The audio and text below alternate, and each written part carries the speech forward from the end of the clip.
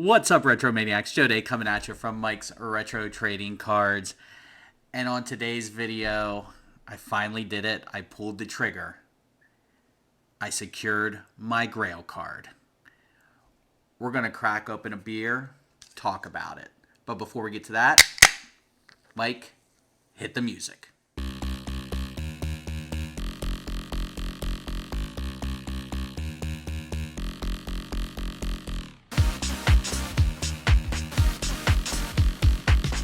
So I don't know if this is going to be a card video or a therapy session. Who knows? We'll see. But yeah, I ended up buying my Grail card. I'm very excited about it. Excited enough to crack open a beer and probably one or two more by the time we get through this thing, right? I'm not going to bury the lead. I'm not going to try and, build up the suspense and have this grand reveal. We're going to throw it up right now. Mike, toss up that 2000 SPX Tom Brady rookie card, PSA 8, numbered to 1350. Oh, there it is. That's it. God, that's an awesome card, isn't it? Isn't that an awesome card? No, it really is. This is SPX is one of those sets that I have loved for a long, long time. I was collating a bunch of my cards here over the last year or so, and every time I came across SPX, no matter the year, I scrolled through those cards. I leafed through those cards just a little bit slower to check them out. We did a video of sets we would love to see come back into the hobby, and Mike brought up SP Authentic. I love that set. It's classy. It's clean. It's subtle. It's like a black tie affair. SPX is SP Authentic stoner cousin. That's the only way I can describe it. I love it. Has a little bit more pop of shine, a little bit more pop of color. It's SP Authentic is timeless. I think SPX is 90s. It's got that feel. It's got that 90s feel, and I say that in all the right ways. So we'll talk about this card specifically very shortly, but just to talk about Grail cards a little bit, there are a ton of different reasons why people have Grail cards.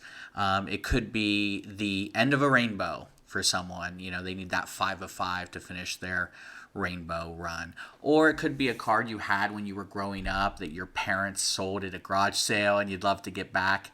Or it could be your favorite card of your favorite player, the best rookie card of that player, the best autograph of that player. Bunch of different reasons. There are also a bunch of different reasons why people don't have their Grail cards. Scarcity, whether manufactured or actual scarcity. So, you have you need that 1 of 1. Well, there's only one of them. You need a 5 of 5 or whatever for your rainbow. Maybe it's something that doesn't come up on eBay very often. You don't see it at card shows very often. And then the big one, I think, the one that I believe is the reason a lot of folks don't get the opportunity to have their Grail cards, that's finances. Grail cards tend to be expensive. So sometimes it's a little bit more difficult to justify. Maybe you have the money, you just don't want to justify spending that money on a piece of cardboard. So while people want Grail cards, they're Grail cards for a reason. They shouldn't be easily attained. It should take a little bit out of you to try and find that Grail card. So this card specifically, first off, let's look at it again. It's awesome, isn't it? I could look at this card all day, every day. This one specifically is one of those cards that when I look for Brady cards, on eBay, I always type in 2000 SPX Brady. I want to see what they're selling for in SGC tuxes. I want to see what they're selling for in BGS slabs and PSA slabs and CSG slabs. I want to see the as many opportunities as I can for this card to become available. It doesn't happen often. It's numbered to 1350. People that collect Ultra Modern think 1350 is probably just a ridiculous amount of cards, but it really isn't. So it's numbered. It's very short printed.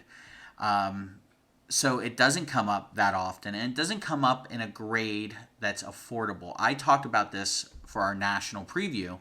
What cards are we looking to get at the national? And this is one of the cards I mentioned.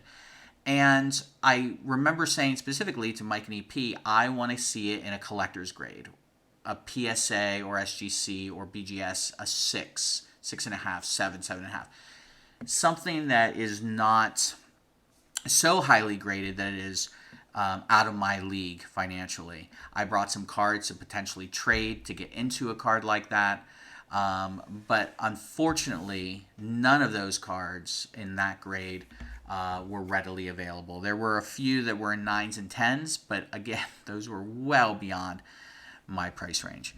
So this card came up on a recent search, and it was listed by a consigner for $4,700 or best offer. I'm going to ask Mike to toss up the recent comps of this card before I purchased my last one. Take a second to look those over while I wet the old whistle. So you can see that the range is around 4,500 all the way up to 6,000 for the last 4 that were sold. You can also see these sales are outside of that window where you can, they're clickable. You can look at the card and read the description and see how many bidders and all that stuff. So they don't come up often, you can see, in a PSA 8. There are a couple up now that are, well over comps. So this one being listed at $4,700 or best offer, I knew it was in the realm of possibility that I could at least talk myself into being able to afford it. So I decided I was going to send a lowball offer. The card had only been on eBay for a day or two at this point. So I thought I'm going to throw out a $3,500 offer, $1,200 below asking. I thought it was going to get auto rejected through the system, aka EP's favorite tool to use on eBay, but it wasn't.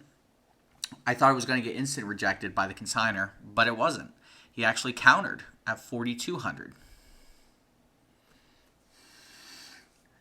My ears are starting to perk up at $4,200. Now I'm thinking there might be a chance. So, $4,200. All right. Now we've got something to play with. I actually didn't counter. I'm sorry. I messaged the consigner. And I said, this counter is well within reason. It is fair. It is actually below comps. And they know this. They know what they're doing. But I can't justify spending any more than $3,800 on this card. So they messaged me back right away. 4,000 question mark. Now we're getting somewhere. Now we're getting nervous. Now we're getting nervous. We might actually have to pay for this card. I just so happened to be picking up my significant other to drop him off to get his car from the dealership. He was getting an inspection. And Sports Card Dad did a great video on this about trying to get his Grail card, which was a 2001 Drew Brees rookie. It was a black refractor. I think a PSA 10. I don't remember exactly the grade, but he did a great video on this. It's his Grail card, and he basically asked his wife's permission. Now, I don't really have to ask Rob's permission on things like this. We don't mingle our money, and but I was asking for validation. And Rob smartly asked, why do you think he's selling it for below comps at this point? Because keep in mind, at $4,000, he's about $500 below comps. So I told him, this is what I believe. He's a consigner, has no emotional attachment to the card. He just wants to move product, wants to get his percentage, right? The other part of this is that you can see it is in the old PSA label. Not even the hologram label. Before the Lighthouse, before that, the original PSA label. I have cards I submitted to PSA back in 1999 and 2000, 2001 that have this label. Investors don't like this label. They want the Lighthouses. Collectors, if they're displaying it, maybe they want consistency in their collection. Okay. For me, I thought, well, it's going to be in my PC. It's going to be a Grail card. It's not going to leave my collection for a while, if at all. So I have the time that I could get it relabeled if I wanted to. Okay. So I explained that to Rob. I then explained that the case itself was pretty scuffed, and actually it looks even worse in person. It looked bad in the pictures. It looks even worse in person. So all these factors, I think, played into the guy wanting to move it, probably not getting as many offers as he thought he was going to right out of the gate. And I was the first kind of viable offer. So Rob said the second best question he asked was, how would you feel if you didn't get it? If you passed and you saw it sold a day later for $4,000 or whatever price you work out. And I thought, yeah, I'd feel really bad about it. I don't want to take the chance of how upset I'd be about not pulling the trigger on that card. He goes, there's your answer. Just get it. You can afford it. I mean, Sports Card Dad has 3 kids. He has real world issues he has to pay for. I don't have kids, thank God, and I don't have a lot of real world issues. I can spend a stupid amount of money on a piece of cardboard wrapped in plastic. I can. So I'm very, very lucky to be able to do that. So I said to Rob, this is what I'm going to do. I'm going to counter to 3,900. And you might be thinking, why go and risk a big card like this for $100? Well, if it's meant to be, it's meant to be. If he comes back and accepts it, awesome. If he doesn't, maybe I then cave and say, okay, I'll do it for 4,000. But I'm going to try at least. I have a dialogue with this seller, so I'm going to at least try. So I counter with 3,900, and he accepted it. So then I had to pay for it.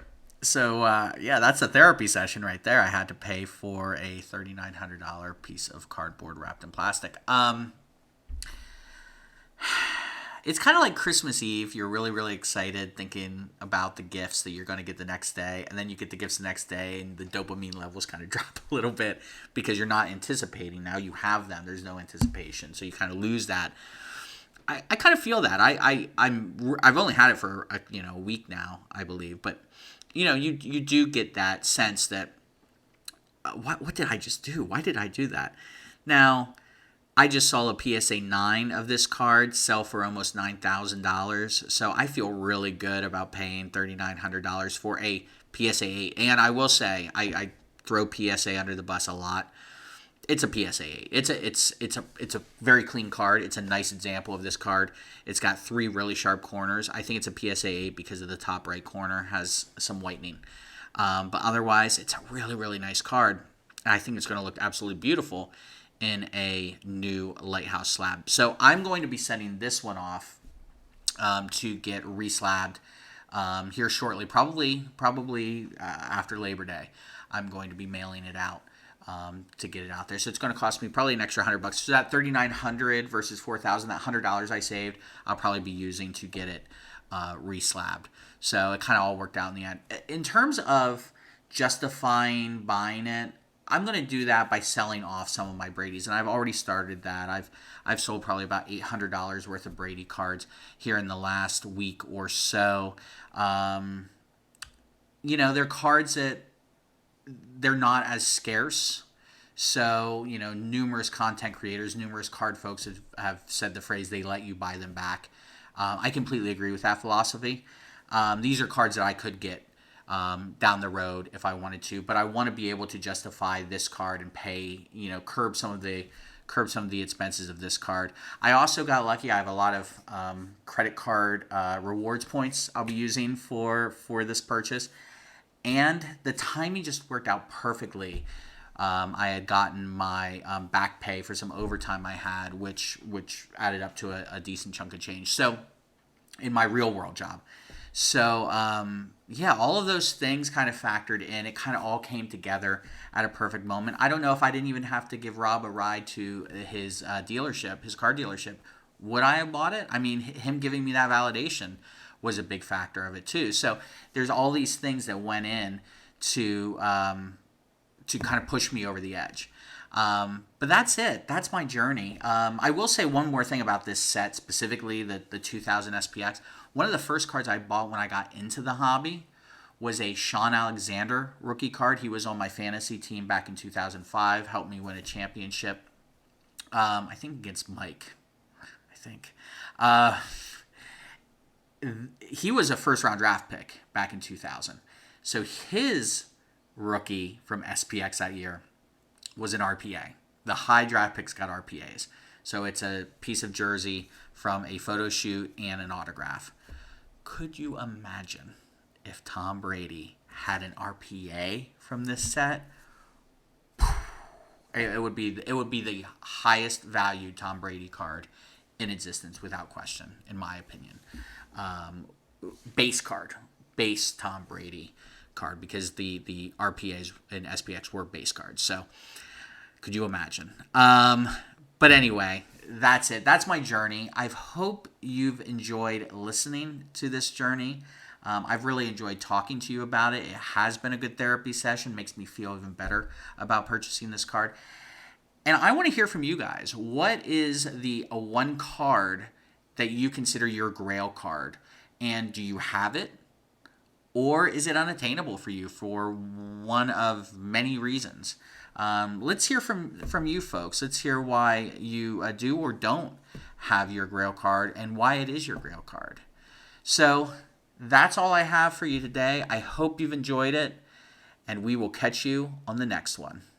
Cheers.